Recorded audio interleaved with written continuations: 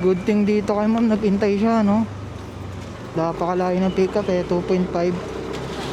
Pero kung papakusapan mo naman eh, no? Magsasabi naman yan eh. Di, diba? Dito pantay-pantay kahit part-time ka lang. Papasukan at papasukan ka ng booking. May bara doon, nagbara doon. Ikot tayo. So siya, ang hirap abutin ng bahay nitong customer. Ang dami nakabara sa daan.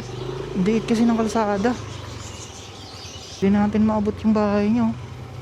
Kasi kada ano tayo, kada dadating tayo sa street mga tol, may nakabalaan dara.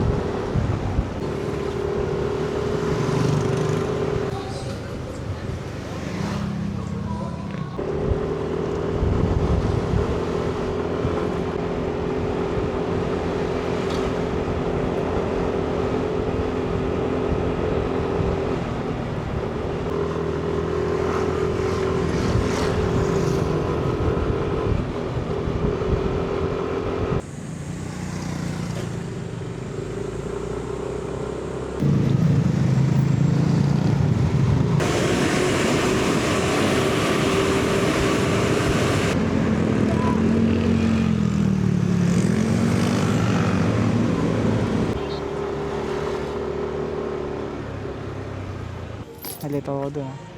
Hindi talaga alam kung paano gawin yung mat na yan. Yun, auto-accept. So yun mga tol, tip ride. 144 pesos. Hindi naman sa atin mapupunta yung lahat eh.